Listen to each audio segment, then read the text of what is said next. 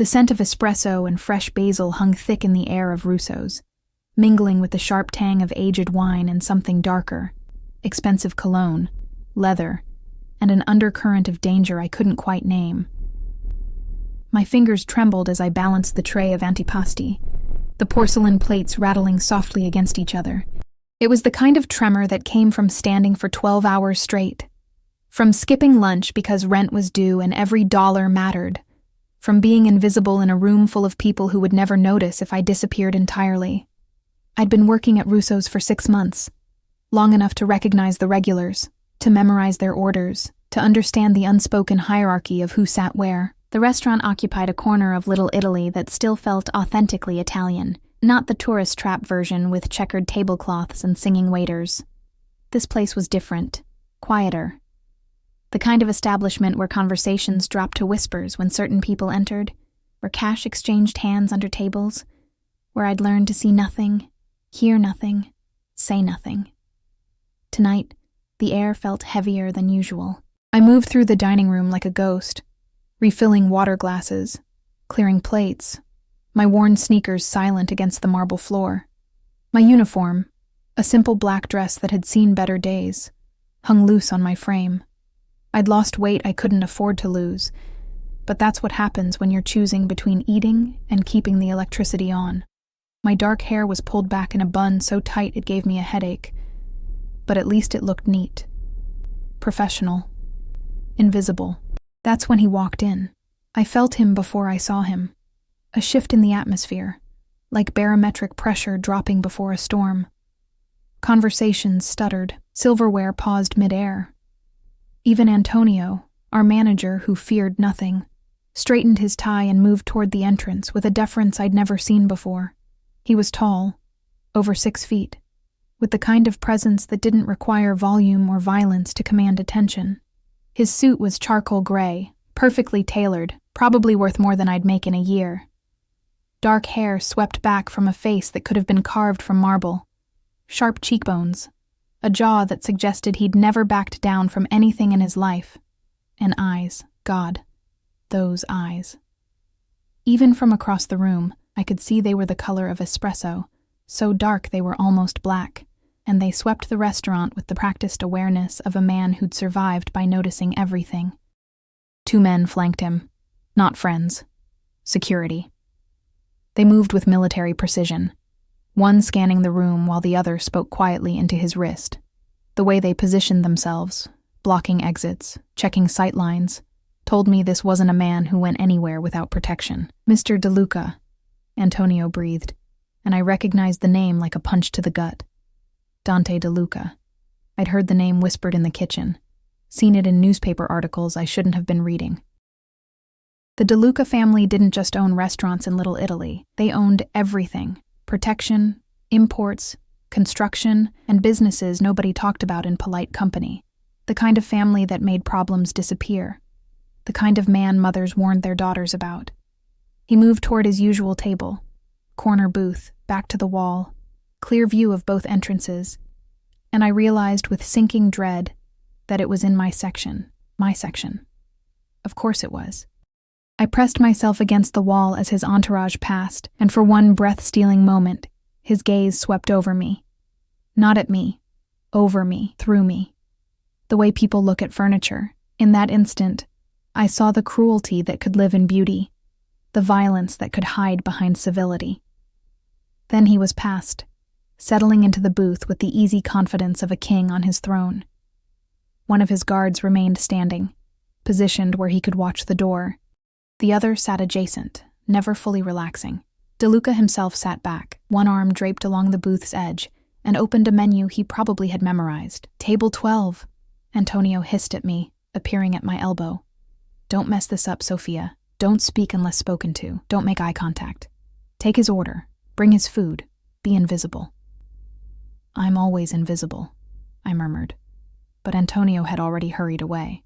I approached the table on legs that felt like water, my order pad clutched in damp fingers. The guard tracked my movement with cold efficiency. Up close, I could see the slight bulge under his jacket. Gun, of course. "Good evening," I said softly, keeping my eyes on my notepad. Can I start you with something to drink? Macallan, 25. Neat. His voice was like smoke and silk, carrying an Italian accent that turned English words into something almost musical. And water. Still, not sparkling. Pellegrino for my associate. I scribbled notes I didn't need, my hand shaking slightly. And for dinner? The osso buco. Tell Marco to prepare it the way my father liked it. He'll know. I nodded, turning to leave, desperate to escape the suffocating weight of his presence. That's when I saw her. She'd entered through the side door, the one near the kitchen that regular patrons weren't supposed to use. Beautiful in that calculated way that required effort and money. Honey blonde hair in perfect waves, a red dress that probably cost more than my car, lips painted the color of arterial blood, but it wasn't her beauty that made my blood run cold. It was the 3 men who entered behind her, fanning out with the practiced coordination of a tactical team. They weren't dressed like waiters or guests. They wore dark suits, yes, but their jackets were unbuttoned, hands positioned near their waists. Ready, and they were positioning themselves around DeLuca's table. I'd seen enough mob movies to recognize a setup when I saw one. My eyes darted to the woman. She was looking directly at DeLuca with an expression that mixed triumph and fury in equal measure. His wife? She had to be. The rock on her finger could fund a small country. Time seemed to slow down. I saw her nod, almost imperceptibly, to one of her men. I saw his hand move toward his jacket. I saw the guard beside DeLuca tense, sensing something wrong but not yet sure what. Every instinct screamed at me to run, to hide in the kitchen, to be anywhere but here. This wasn't my business. These weren't my people. I was nobody. Just a broke waitress trying to survive in a city that chewed up people like me and spit them out. But I thought of DeLuca sitting there, unaware, his back against the wall, but his focus on the menu. I thought of the violence about to explode in a restaurant full of innocent people. I thought of blood on marble floors, of screaming, of police and questions I couldn't answer. My hand moved before my brain caught up. I grabbed a cocktail napkin from my apron, fumbling for the pen clipped to my order pad. My fingers were shaking so badly I could barely write, scrawling 6 words in desperate, jagged letters. Your wife set a trap. Leave now. I folded the napkin with trembling hands, walked back to his table on legs that barely held me, and placed it directly in front of him next to his water glass. His eyes lifted to mine for the first time, really looked at me, and I felt stripped bare under that gaze. Dark eyes that had seen too much, that could probably read every desperate thought in my head. For one endless moment, he stared at me, and I watched something shift in his expression. Not gratitude, not kindness, something sharper, more dangerous. Recognition that I'd just inserted myself into something I didn't understand. He unfolded the napkin with one hand, his movements slow and deliberate. I watched his jaw tighten as he read the words.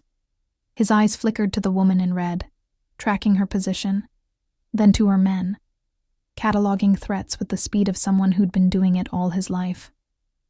Go to the kitchen, he said softly, his voice carrying a command that made my feet want to move. Lock yourself in the freezer. Don't come out until someone you trust comes for you. But now. The guard beside him was already moving, speaking urgently into his wrist. DeLuca stood in one fluid motion, his hand going to his own jacket. The woman in red saw him move, and her expression transformed from triumph to rage. Dante! She screamed, and her voice cut through the restaurant's murmur like a knife. Everything exploded into chaos. One of her men reached for his gun. DeLuca's guard was faster, stepping between them, his own weapon appearing as if from nowhere. Diners screamed, tables overturned. I stumbled backward, my tray clattering to the floor. Sophia! Antonio grabbed my arm, trying to pull me toward the kitchen. Move! But I couldn't. I was frozen, watching the scene unfold like a nightmare. The woman in red was shouting in rapid Italian, words I didn't understand, but could feel the venom in. DeLuca's voice cut through the noise, cold and controlled, speaking with an authority that made even armed men hesitate. Then his eyes found mine across the chaos, pinning me in place with an intensity that stopped my breath. In that moment, I knew with absolute certainty that I'd changed something, that by writing those 6 words, I'd stepped off a cliff, and there was no going back. A gunshot cracked through the air. I screamed, diving behind the bar as glass shattered somewhere above my head. More shouting. Running footsteps. Antonio was yelling into his phone, calling 911, and I was pressed against the floor, my hands over my head, trembling so violently I thought I might shake apart.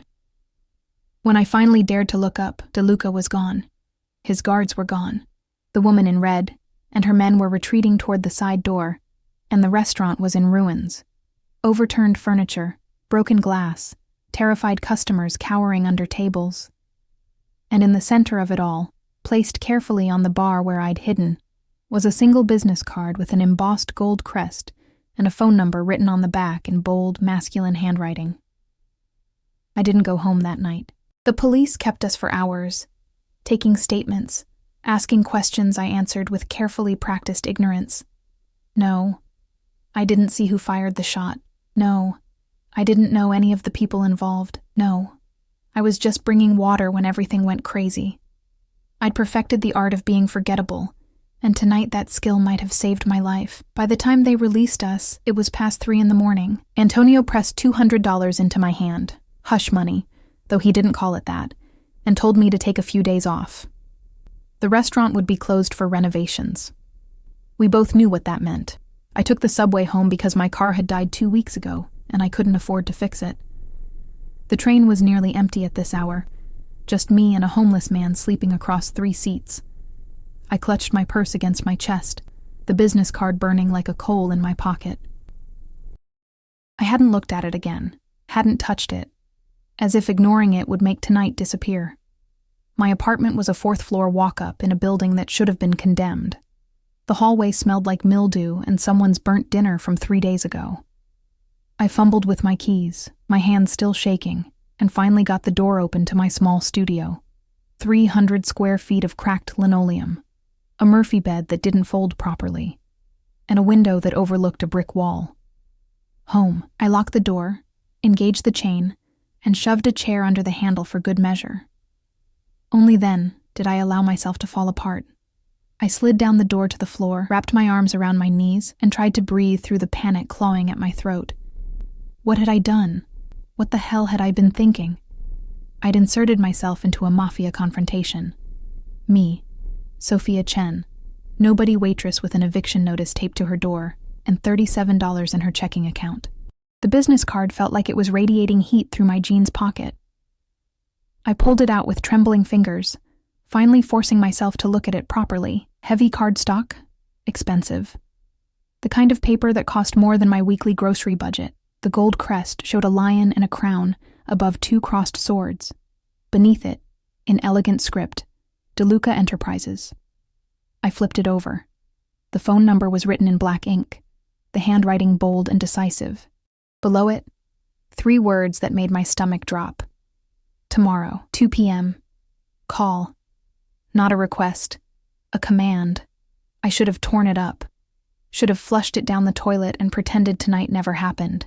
Instead, I placed it on my small table and stared at it like it might bite me. Sleep was impossible. I lay in my Murphy bed watching the ceiling, jumping at every sound in the hallway, replaying the moment over and over. The way his eyes had locked onto mine. The gunshot. The chaos. The card appearing as if by magic. Your wife set a trap. Was she his wife? Had I just helped him escape a murder attempt? Or had I inserted myself into something darker, more complicated than I could comprehend? When dawn finally came, I was exhausted but wired, my mind racing in circles. I made instant coffee because it was all I could afford, and stood at my window watching the city wake up. Somewhere out there, Dante DeLuca was alive because of me. And somewhere out there, the woman in red was probably very, very angry about it. The card sat on my table, waiting. At 1:30 p.m., I picked up my phone, put it down, picked it up again. My finger hovered over the keypad, heart hammering against my ribs. This was insane. I should ignore it, block the number, move to another state. At 1:45, I dialed. It rang once. A man's voice answered, Not DeLuca's. Crisp, professional, American. Miss Chen, Mr. DeLuca is expecting you. A car will arrive at your address at 2:15. Please be ready. How did you... But he'd already hung up. I stared at my phone in horror. He knew my name. My address. Of course he did. Men like Dante DeLuca didn't leave loose ends. They tied them up or cut them off. Panic seized me. I should run. Pack a bag and disappear, but where would I go? I had no family, no savings, nowhere to hide from someone with his resources. And something in that crisp voice had made it clear. This wasn't optional.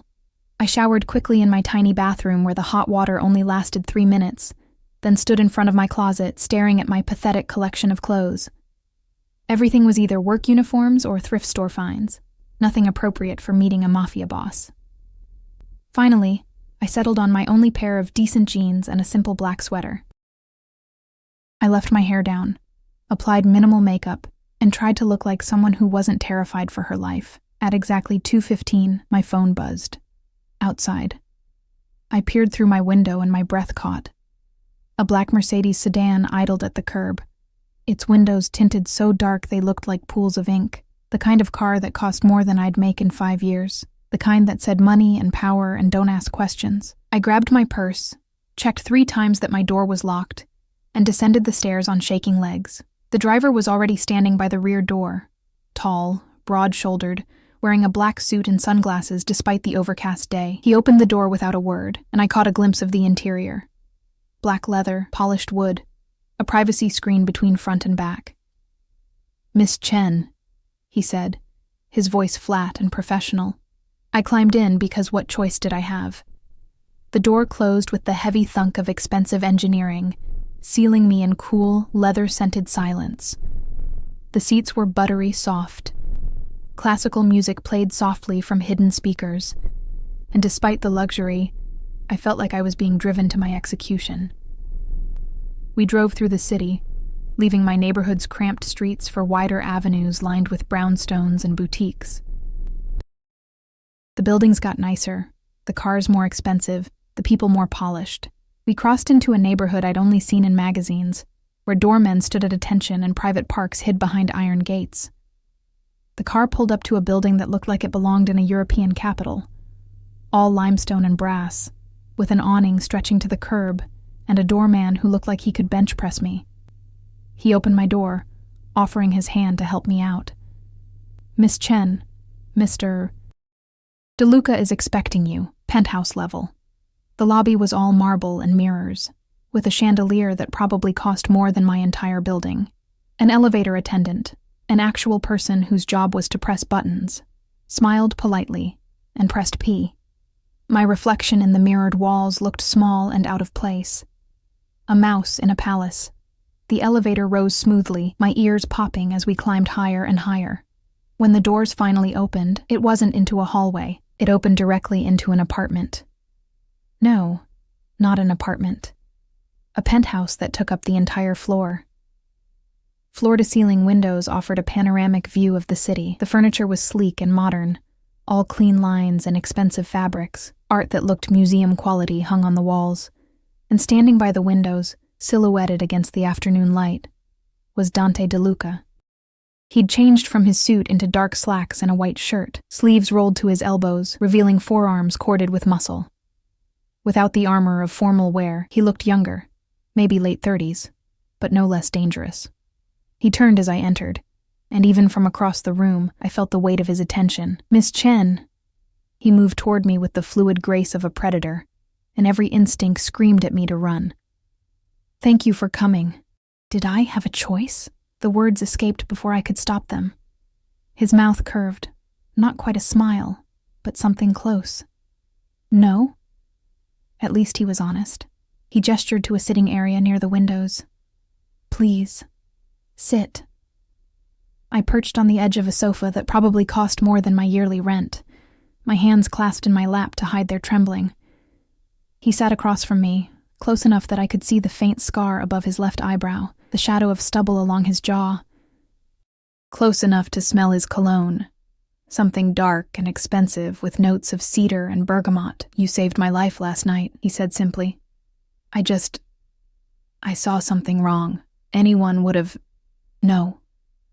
His voice cut through my stammering like a blade. Anyone else would have looked away, would have convinced themselves it wasn't their business.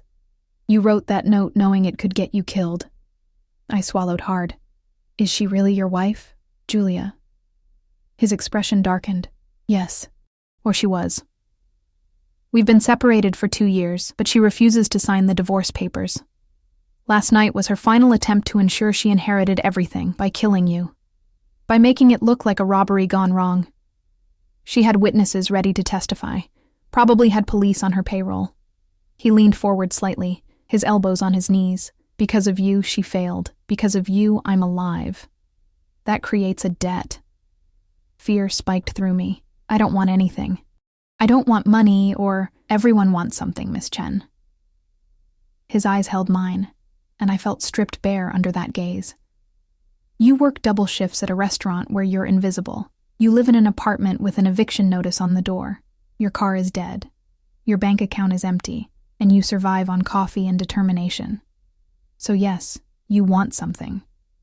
The question is whether you're brave enough to accept what I'm offering. Heat flooded my cheeks. He'd investigated me, knew everything about my pathetic life. I don't understand. Protection. He said it like it was the most obvious thing in the world. Julia saw your face. She knows you warned me. She's not the forgiving type, and she has resources of her own. By tomorrow, she'll know your name, your address, where you work. She'll want revenge. Ice water flooded my veins. What are you saying? I'm saying you're in danger because you helped me. So now you're my responsibility. He stood, moving to a bar cart and pouring 2 glasses of what looked like whiskey. He handed me one, and I took it with numb fingers. I'm offering you a choice. You can return to your apartment, your job, your life, and hope that Julia is too busy dealing with the fallout to bother with you. Or... He sat down again, closer this time, close enough that I could feel the heat radiating from his body. Or you accept my protection. You move into a secured apartment.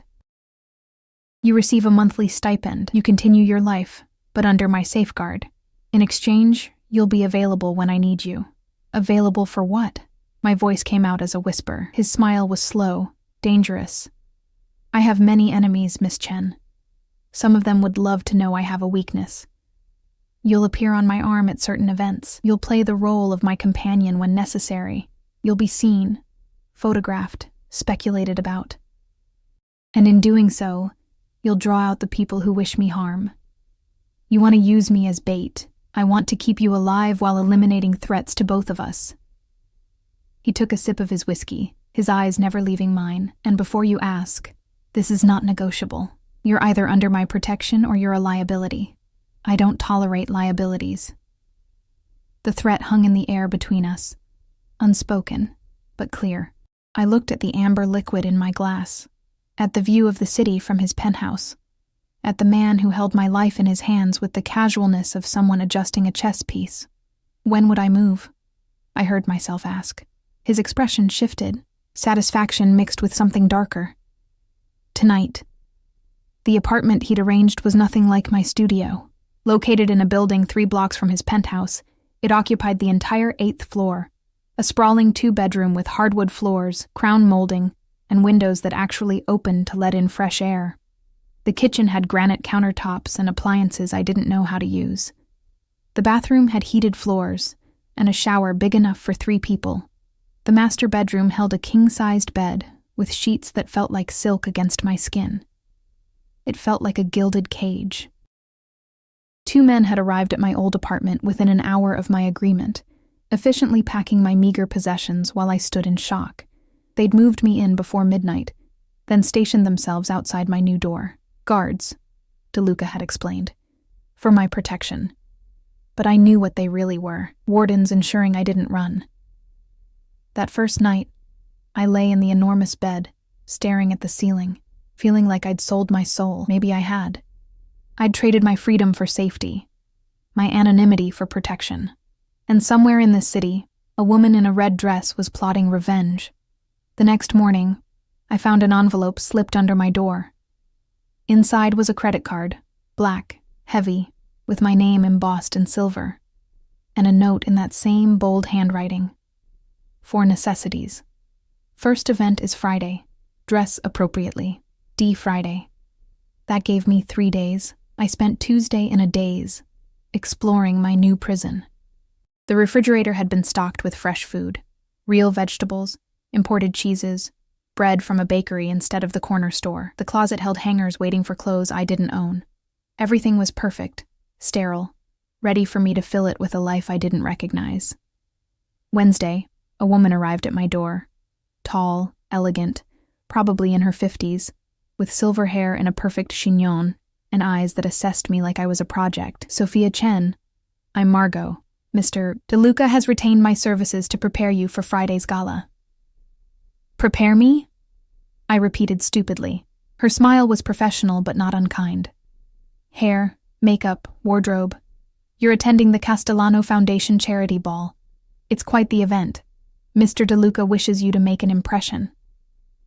She swept into my apartment with the authority of someone used to being obeyed, pulling out a tablet and scrolling through images. First, we need to address your wardrobe. The car is waiting downstairs. We have appointments at 3 boutiques, then hair and nail consultations. Shall we? I followed her like a puppet, still processing. The black credit card felt heavy in my purse as she ushered me into another Mercedes. Apparently, the DeLuca fleet was endless. And we drove to a part of the city where stores didn't have price tags because if you had to ask, you couldn't afford it. The first boutique was all white marble and soft lighting, with a single dress displayed like art on the wall. The owner greeted Margot by name, then turned assessing eyes on me. Ah, yes, I see it. Innocent but striking. Classic with an edge. I have just the thing. What followed was a blur of silk and satin, of being measured and pinned, of dresses that cost more than I used to make in 6 months. Margot rejected most with a simple shake of her head until they brought out a gown in deep emerald green. Try this one, she instructed. In the dressing room, I slipped into the dress and barely recognized my reflection. It was elegant, but sensual, with a high neckline in front but cut to expose my entire back. The silk hugged my curves I didn't know I had, and pooled at my feet like liquid. It made me look sophisticated, dangerous even. Perfect, Margot declared when I emerged. We'll take it, and shoes to match, please. The price, I started, is irrelevant. She waved her hand dismissively. Mr. DeLuca's instructions were clear. Whatever is necessary. By Thursday evening, I'd been transformed. My hair had been cut and styled into soft waves that framed my face.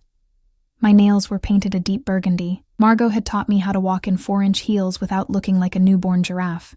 She'd coached me on posture, on which fork to use, on how to smile without showing too much emotion. Remember, she said as she packed up her materials, you're not his girlfriend. You're not his lover. You're his companion. Professional, poised, mysterious. Let them speculate. Never confirm or deny anything. And above all, stay close to him. Don't wander. Don't accept drinks from anyone else. Don't trust anyone. The warning in her voice sent chills down my spine. Is it really that dangerous? Her expression softened slightly. Sophia, these events are theaters of war. The weapons are just better hidden. Mr. DeLuca has many enemies, and they'll all be watching to see who this new girl is. Show weakness, and they'll exploit it. Show too much strength, and they'll see you as a threat. She touched my shoulder gently. Stay close to him. He won't let anything happen to you, but would he? Or was I just another piece on his chessboard, expendable when necessary? Friday arrived too quickly. I spent the day in a state of anxious preparation, trying on the dress 3 times, practicing my walk, rehearsing responses to imaginary questions. At 6 p.m., there was a knock on my door. I opened it to find Dante DeLuca in a tuxedo that probably cost more than a small car. He looked devastating, all sharp lines and barely contained power. His dark hair swept back, his jaw freshly shaved, the white shirt made his olive skin seem to glow, and his eyes... God, those eyes swept over me with an intensity that made my skin burn. You look... He paused, and something flickered in his expression. Perfect. Margot did all the work, I said, suddenly self-conscious under his gaze. No. He stepped closer, and I caught his scent, that same cedar and bergamot that had haunted my dreams. Margot enhanced what was already there. You've been hiding, Sophia, trying to be invisible, but tonight everyone will see you. He offered his arm, and I took it, feeling the solid muscle beneath the expensive fabric. His guard, the same one from the restaurant, waited by the elevator, scanning the hallway before nodding. Marco will be nearby all evening, Dante explained as we descended. If we're separated for any reason, find him. Don't go anywhere with anyone else. Understand? I nodded, my throat too tight to speak. The ballroom was in a historic hotel that dripped with old money and older secrets. Crystal chandeliers cast prismatic light across marble floors. Women in designer gowns glittered with jewelry that could feed families for years. Men in tuxedos clustered in groups, their laughter sharp and calculated. Waiters circulated with champagne and canapes that were tiny works of art. And everyone stopped talking when we entered. I felt their eyes like physical touches, assessing, calculating, speculating. Who was I? Where had I come from? What was I to Dante DeLuca? Whispers followed in our wake as he guided me through the crowd, his hand at the small of my back. Possessive, protective. Don't look nervous, he murmured against my ear, his breath warm on my skin. You belong here as much as any of them. But I didn't. I was a waitress in a designer gown, a fraud surrounded by real power. Every step felt precarious, like I might shatter the illusion with a wrong word or gesture. Dante. A man approached, silver-haired and distinguished, with a woman on his arm who looked like she'd been carved from ice. We didn't expect to see you tonight, and with such lovely company. Senator Morrison. Dante's voice was smooth as silk, revealing nothing. May I introduce Sophia Chen? Sophia, Senator Morrison and his wife, Catherine. I smiled the way Margot had taught me, polite but distant, and shook their hands. The senator's grip was firm, assessing. His wife's was cold, her smile not reaching her eyes. Chen, she repeated, her tone suggesting she was already calculating my net worth and finding it lacking. Are you in business, dear? I'm in transition, I said, using the phrase Margot had coached me on. Vague enough to mean anything, confident enough to discourage follow-up. How mysterious. The senator's eyes gleamed with curiosity. Dante does love his secrets. Some things are worth keeping private, Dante replied smoothly, his hand tightening almost imperceptibly at my waist. If you'll excuse us, I see someone we need to greet. He guided me away, and I felt like I'd just passed some kind of test. You did well, he said quietly. I didn't do anything. Exactly. You didn't crack under pressure. You didn't overshare. You maintained the mystique. He accepted 2 glasses of champagne from a passing waiter, handing me one. That's more than most people manage their first time in this arena. I took a sip, the bubbles sharp on my tongue. How long do we have to stay? Until I've accomplished what I came here for. His gaze swept the room, cataloging faces, tracking movements. There are 3 men here tonight who were at the restaurant. They were Julia's backup plan. If the initial hit failed, they were supposed to finish the job outside. I need to know who hired them. Ice flooded my veins. They're here? Now? They're always here. These events are where deals are made, where allegiances shift, where fortunes are won and lost. He set his champagne down, untouched. And where I remind everyone why it's unwise to cross the DeLuca family. Before I could ask what he meant, a commotion erupted near the entrance. The crowd parted like a curtain, and my blood turned to ice. Julia DeLuca stood in the doorway in a gown of blood red, her honey blonde hair cascading over her shoulders, diamonds glittering at her throat and wrists. She was even more beautiful than I remembered, and infinitely more terrifying. Her eyes swept the room until they found us, and her smile was pure venom. She began walking toward us, and the crowd held its collective breath. Dante, she purred, her accent thicker than his, her voice carrying across the suddenly silent room. How wonderful to see you, and with a date. How unexpected. She stopped directly in front of me, her gaze raking over me with barely concealed contempt. And who is this little mouse? Dante's hand at my waist tightened, almost bruising. Julia. I wasn't aware you'd received an invitation. Oh, darling, I'm always invited. These are my people too, remember? We built this empire together. Her smile was savage. before you decided to throw it all away for cheap sentiment and cheaper companions. The insult hit like a slap, but I forced myself to hold her gaze, to channel every ounce of Margot's training. It's a pleasure to meet you, Mrs. DeLuca. Her eyes flashed with rage at the formal address, at my refusal to cower. Is it? She leaned closer, her perfume cloying and sweet. Tell me, little mouse, has he told you how this ends? Has he explained what happens to his toys when he's finished playing? That's enough. Dante's voice cut through the tension like a blade. But Julia wasn't finished. She reached out, her manicured nails catching the light as she touched my cheek almost tenderly. He'll destroy you, she whispered, loud enough for only us to hear, just like he destroyed me. Just like he destroys everything he touches. And when he's done, you'll wish you'd never written that note. She knew. Of course she knew. And now everyone in this room would know that I was the one who'd warned him, the one who'd ruined her plan. I was a target, marked for death by a woman who had the resources and the rage to make it happen. The ballroom erupted into carefully controlled chaos the moment Julia stepped back. Conversations resumed at double volume, laughter too loud, everyone pretending they hadn't just witnessed a declaration of war, but I could feel their eyes on us, hungry for blood, eager to see how this drama would unfold. Dante's hand slid from my waist to intertwine with my fingers, his grip firm enough to keep me anchored. Smile, he murmured, his voice low and commanding. Don't let her see fear. I forced my lips into something resembling a smile, though my heart was hammering so hard I thought everyone could hear it. Julia had moved away, surrounded by a cluster of well-dressed vultures who were undoubtedly feeding on every detail.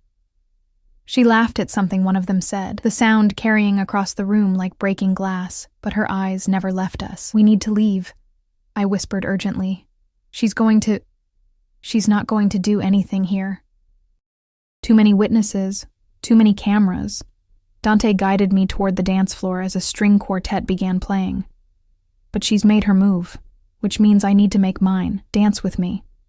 I don't know how to... But he was already pulling me into his arms, one hand at my waist, the other holding mine as he swept me into a waltz. I stumbled, my heels catching on the hem of my dress, but his grip was iron, holding me upright, guiding me through steps I didn't know. Follow my lead, he said, his mouth close to my ear. Don't think. Just feel.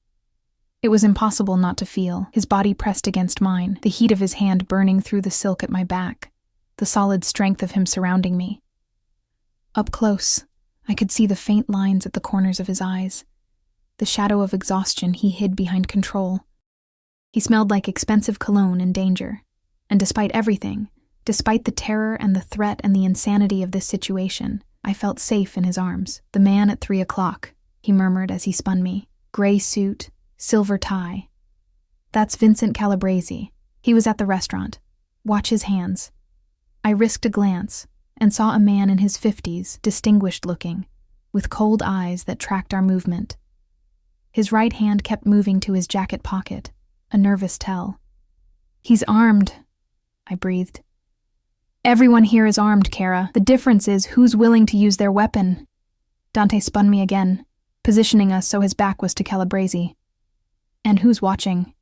I understood then. This wasn't just a dance. It was a message. By holding me close, by displaying me in front of everyone, Dante was declaring that I was under his protection, that anyone who touched me would answer to him. It was possessive and archaic and should have terrified me. Instead, I felt a dangerous thrill. The song ended, and polite applause rippled through the crowd. Dante didn't release me immediately. His hand lingered at my waist, his thumb tracing a small circle against my spine that sent heat flooding through me. Mr. DeLuca. A new voice cut through the moment. Deep, accented, carrying an edge of threat barely concealed beneath civility. We turned to find a man approaching, flanked by 2 others who moved with military precision. He was tall, broad-shouldered, with the kind of face that had been handsome before violence had carved it into something harder. His tuxedo was impeccable, but underneath, I sensed barely controlled violence. Dante's entire body tensed. Constantine, I heard rumors you'd found new companionship. The man, Constantine, swept his gaze over me with an assessment that made my skin crawl. She's quite lovely. Very different from Julia. That's the point, Dante replied coolly. Constantine laughed, a sound without humor. Always the businessman. Tell me, does she know what she's gotten herself into? Does she understand the price of being seen with you? That's not your concern, isn't it? Constantine stepped closer, and I felt Marco materialize at my other side, his presence a wall of muscle. You made it my concern when you refused my offer, when you chose to protect your territory instead of expanding into mine. Now you parade this girl around like a trophy, marking her as yours, making her a target for anyone who wants to hurt you. The threat was explicit now, hanging in the air between them. I wanted to run, to disappear, but Dante's hand at my waist held me in place. If you're threatening what's mine, Dante said softly, and there was death in that softness, then we have nothing more to discuss. Not a threat. An observation. Constantine's smile was razor sharp. Beautiful things break so easily, don't they? It would be a shame if something happened to her. An accident, perhaps. Wrong place. Wrong time. These things happen in our world. Marco's hand moved toward his jacket, but Dante's voice stopped him. Constantine, walk away. Now, before this becomes something neither of us can walk back from. For a long moment, the two men stared at each other, and I felt the weight of decades of rivalry, of territories and power plays I couldn't begin to understand. Finally, Constantine stepped back, his smile never wavering. Enjoy the evening, Dante. And you, Miss Chen, I managed, proud that my voice didn't shake. Miss Chen, I do hope we meet again, under better circumstances. He inclined his head, then turned and melted back into the crowd with his guards. I realized I'd been holding my breath. Who was that? The head of the Volkov family, Russian Mafia. Dante's jaw was tight with controlled fury. They've been trying to push into Italian territory for years. Seeing me with you, seeing that I have something to protect, they'll see it as weakness. Then why bring me here at all? The words burst out before I could stop them. Why make me a target? He turned to me, and the intensity in his eyes stole my breath. Because you were already a target the moment you handed me that note, because hiding you away would only delay the inevitable. And because... He paused, something shifting in his expression. Because now everyone knows that hurting you means war with me. And no one wants that war, except Julia, I whispered. And Constantine. And how many others? Too many to count. His thumb traced my cheekbone, the gesture almost tender. Which is why you don't leave my sight. Not tonight. Not until this is finished. The rest of the evening passed in a blur of introductions and veiled threats, of smiles that didn't reach eyes and handshakes that felt like tests. Dante kept me close, his hand always at my waist or holding mine, his presence a constant shield. I met senators and CEOs, socialites and criminals disguised in designer suits. All of them assessed me, calculated my worth, and found me wanting in different ways. By the time we finally left, near midnight, my feet were screaming in their heels, and my face hurt from maintaining a pleasant expression. The Mercedes was waiting at the curb, Marco already scanning the street, before allowing us to approach. Inside the car, Dante finally relaxed slightly, his shoulders dropping as privacy screens went up. You survived your first gala. Barely. I slipped off my heels with a groan of relief. Is it always like that? Usually worse. Tonight was relatively civilized. I laughed, a slightly hysterical sound. If that was civilized, I don't want to see uncivilized. He smiled. A real smile this time, not the calculated masks he'd worn all evening. It transformed his face, made him look younger, almost approachable. Almost.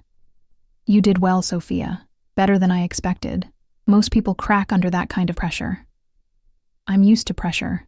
It just usually involves balancing trays and dealing with angry customers, not dancing with mafia bosses while their enemies circle like sharks.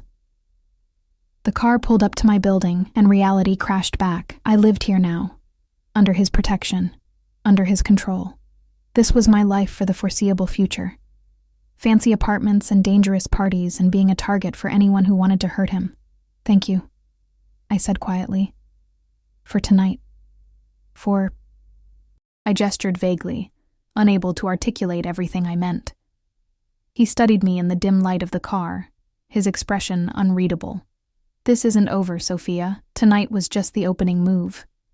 Julia and Constantine both made their intentions clear. It's going to get worse before it gets better. How much worse?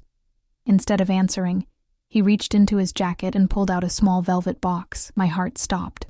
This isn't what you think, he said, opening it to reveal a delicate gold chain with a pendant. A small medallion engraved with the DeLuca crest.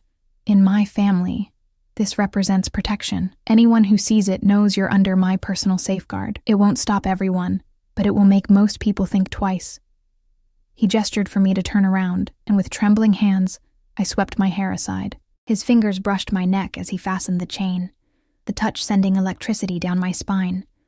The medallion settled in the hollow of my throat, cool against my skin. Don't take it off, he said. Not for any reason. I turned back to face him, my hand moving unconsciously to touch the pendant. Dante, I need to ask you something. Ask. Why me? You could have any woman you wanted, professional bodyguards, trained operatives. Why a broke waitress who can barely take care of herself? He was quiet for so long I thought he wouldn't answer. When he finally spoke, his voice was raw in a way I hadn't heard before.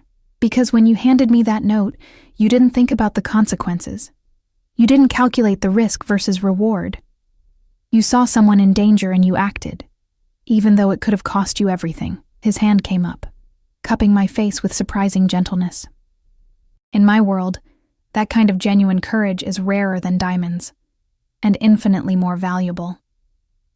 His thumb brushed my lower lip, and heat pooled low in my stomach. For one breathless moment, I thought he might kiss me. Wanted him to, despite everything. Despite the danger and the manipulation and the impossibility of it all. But he pulled back, his expression closing off again. Marco will walk you up. Sleep well, Sophia. Tomorrow, the real work begins. I wanted to ask what that meant, but Marco was already opening my door, extending his hand to help me out. I climbed from the car on shaking legs, the emerald dress suddenly feeling too heavy, the medallion at my throat both a comfort and a collar. I watched the Mercedes pull away, taking Dante back to his penthouse, his empire, his world of violence and power. And I stood on the sidewalk in a dress that cost more than my rent, wearing jewelry that marked me as his, and wondered at what point I'd stopped being a victim of circumstance and started being a willing participant in my own destruction. The answer terrified me, the moment he'd touched my face and called my courage valuable. Because I'd felt something in that touch, something dangerous and consuming and utterly impossible to ignore. And I knew, with sickening certainty, that I was falling for a man who could destroy me more thoroughly than any enemy ever could. The next 3 weeks blurred together in a haze of controlled chaos and dangerous proximity. True to his word, Dante put me to work. Not as bait, exactly, but as his shadow. Present at dinners with business associates, silent during meetings in restaurants where money changed hands under tables, visible at gallery openings and charity events where he needed to be seen. I became a fixture at his side, the mysterious woman whose presence raised questions nobody dared ask directly, and with each appearance, the danger escalated. First, it was small things. A threatening note slipped under my door, a dead rat left on my doorstep. My car, which Dante had replaced with a sleek black Audi I was terrified to drive, keyed in the parking garage. Marco increased security, adding a second guard to shadow my movements, but the message was clear. Someone wanted me afraid. Then it got worse. I was leaving a cafe near my apartment, coffee in hand, when a black SUV jumped the curb. I barely had time to scream before Marco yanked me backward, the vehicle missing me by inches before speeding away. My coffee splattered across the sidewalk like blood, and my hands shook so badly Marco had to guide me back to the building. Dante arrived within minutes, his face a mask of cold fury. He didn't ask if I was okay. He could see I wasn't. Instead, he pulled me against his chest, one hand in my hair, holding me while I trembled. "I'm moving you," he said into my hair. "Tonight. To the penthouse." No. I pulled back, surprising both of us. That's what they want. They want to isolate me, to make me completely dependent on you. I won't. You almost died, Sophia. His voice was raw. They escalated from threats to action. Next time, Marco might not be fast enough. Then teach me to protect myself. The words came out stronger than I felt. Give me a gun. Teach me to shoot. To fight back. I won't be helpless. I can't. He studied me for a long moment, something shifting in his expression. Respect, maybe, or recognition. You're not what I expected. Neither are you. That night, he took me to a private shooting range in the basement of one of his buildings. For 2 hours, he stood behind me, his hands guiding mine, teaching me how to hold a weapon, how to breathe, how to squeeze the trigger instead of pulling. His body pressed against mine, his voice low in my ear, and I couldn't tell if the heat flooding through me was fear or something far more dangerous. Again! He commanded after I'd emptied the clip into the target, my shots wild and scattered. Focus on the center mass. Don't aim for the head. Too small a target. Aim for what you can't miss. I reloaded with shaking hands, raised the gun, and fired. This time, 3 shots hit the silhouette's chest, not center mass, but closer. Better. His hand covered mine on the gun, steadying it. You have good instincts, Kara. You just need to trust them. That became our routine, days of playing his companion in public, nights of training in private. He taught me to shoot, to fight dirty, to spot threats before they materialized. And somewhere in those late-night sessions, with sweat on my skin and his hands on my body correcting my stance, the line between protection and possession began to blur.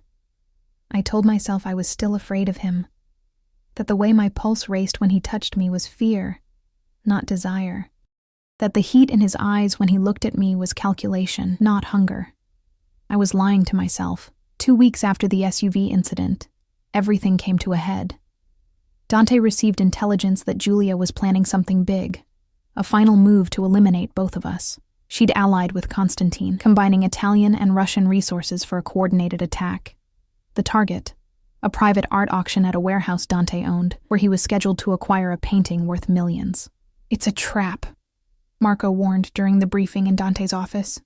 I sat in the corner, officially just listening, but Dante kept glancing at me like he needed to confirm I was still there. She knows you'll go. She's counting on it. Then we spring the trap first. Dante's voice was cold, clinical. We go, we bring extra security, and we end this, tonight. And Sophia?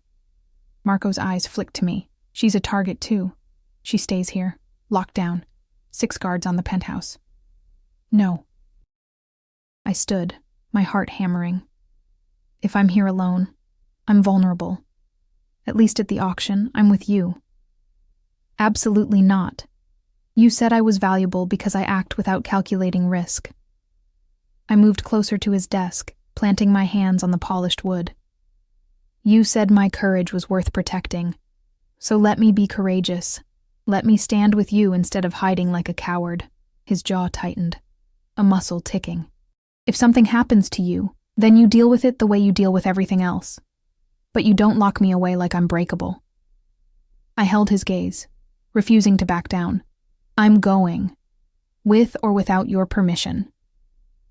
Marco made a choking sound that might have been a suppressed laugh. Dante's eyes flashed with something between fury and admiration.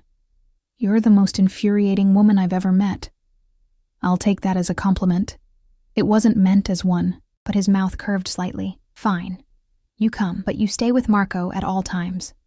You don't leave his side, you don't wander, and if I tell you to run, you run. Understood? Understood. The warehouse was in an industrial district near the docks, all exposed brick and steel beams, transformed for the night into an elegant gallery space. Paintings hung on temporary walls, soft lighting making the art glow. Waiters circulated with champagne. A string quartet played softly in the corner. And beneath the civilized veneer, I felt the tension crackling like electricity. Dante's security was everywhere. Men in dark suits positioned at every entrance, on every catwalk, their eyes constantly scanning. Marco kept me close, his hand hovering near his weapon. Dante worked the room with practiced ease, greeting collectors and dealers, but I could see the coiled readiness in his posture. He was waiting for it. We all were. It started with the lights. They cut out suddenly, plunging the warehouse into darkness. Screams erupted. Glass shattered.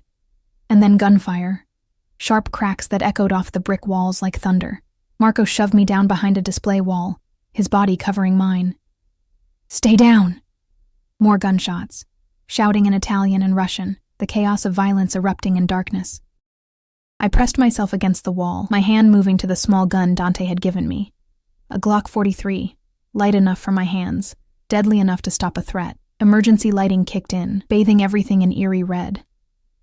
Through the gaps in the display wall, I saw figures moving, Dante's men and others, enemies, exchanging fire.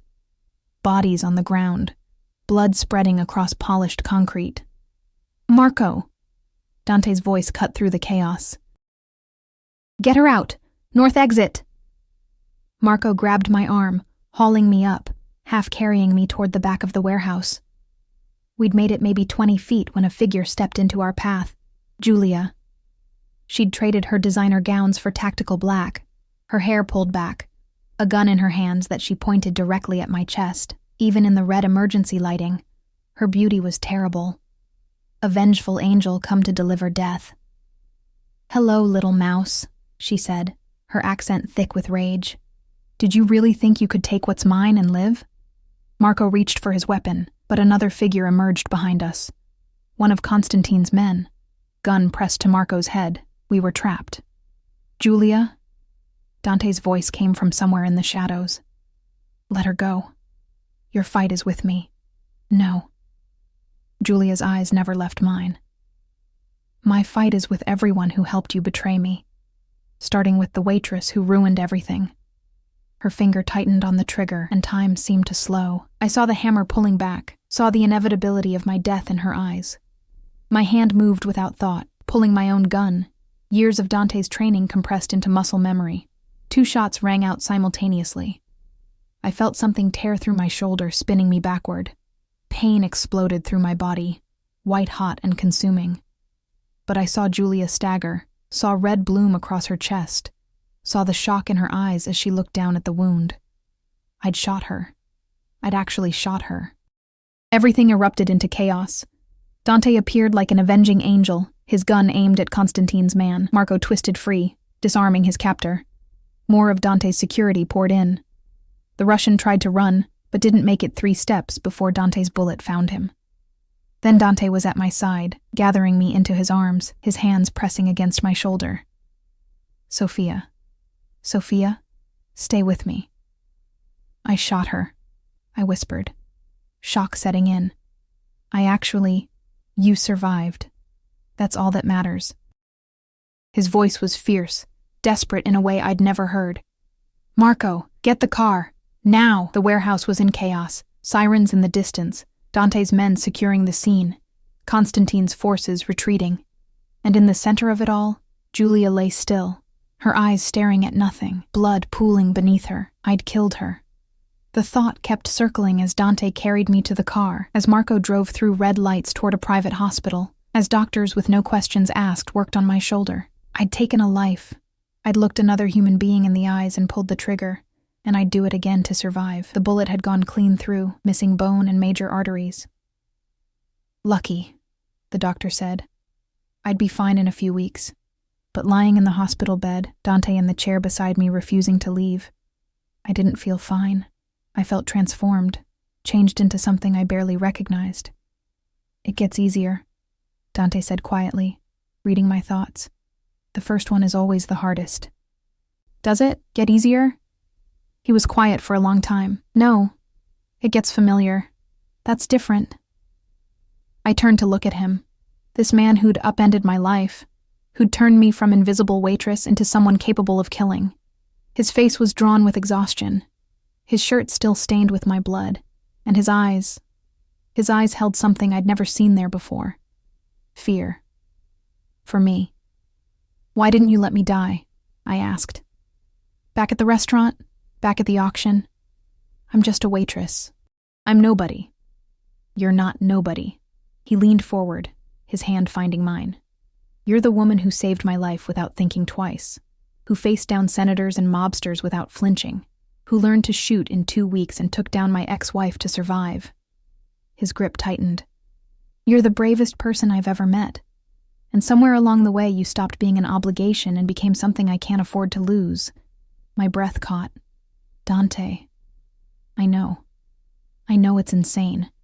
I know I've ruined your life, pulled you into a world you never asked for.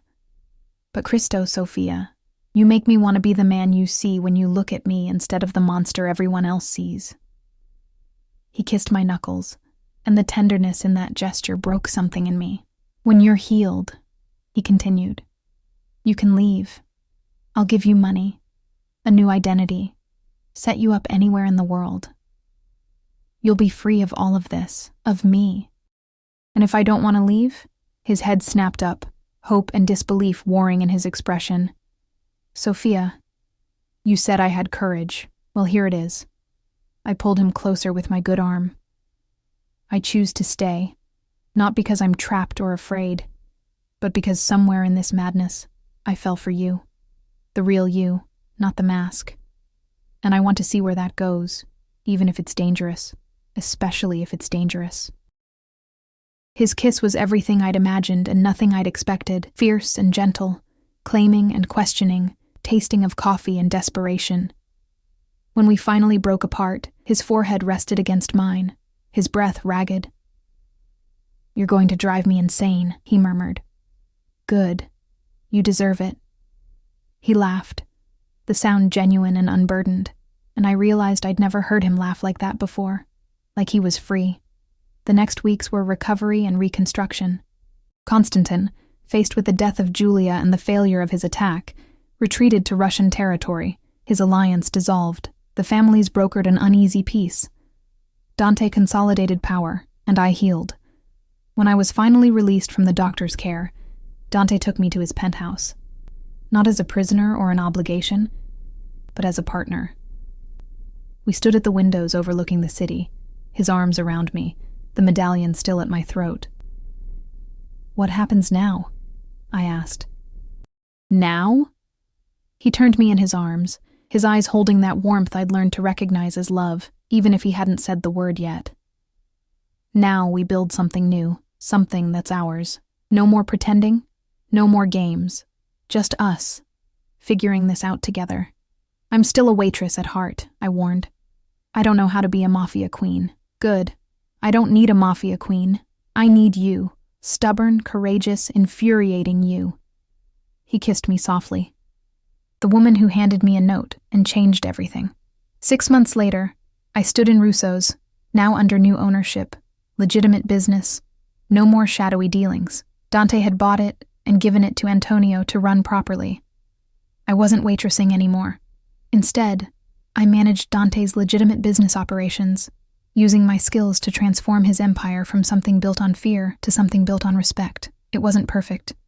There were still threats, still danger, still nights when I woke from nightmares of Julia's dying eyes, but there was also Dante's warmth beside me, his steady presence, his gradual transformation from ruthless boss to a man learning to trust, to love, to build, instead of destroy.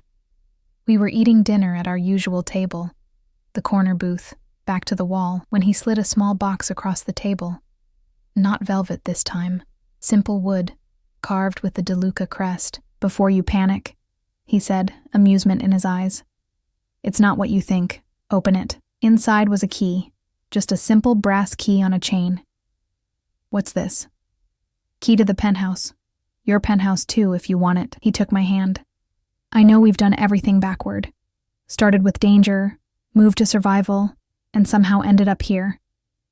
But I'm asking you now properly. Sophia Chen, will you build a life with me? Not as my companion or my obligation, but as my partner, my equal, my future. Tears burned my eyes as I took the key, as I leaned across the table to kiss him in the restaurant where it all began. Yes. 1,000 times yes. Around us, the restaurant continued its evening service. Waiters moved between tables. Customers laughed and ate and lived their normal lives, unaware that the couple in the corner booth had fought through hell to find this moment of peace. I was no longer invisible, no longer just surviving. I'd been tested by fire and emerged transformed, Stronger, fiercer, loved by a dangerous man who'd learned to be gentle with me. The medallion at my throat wasn't a collar anymore. It was a promise. And as Dante's hand covered mine, the key between our palms, I knew that I'd made the right choice that night at Russo's. Not the safe choice, not the easy one, but mine. And sometimes, that's all the courage you need, to choose your own path, even when it leads straight into the fire.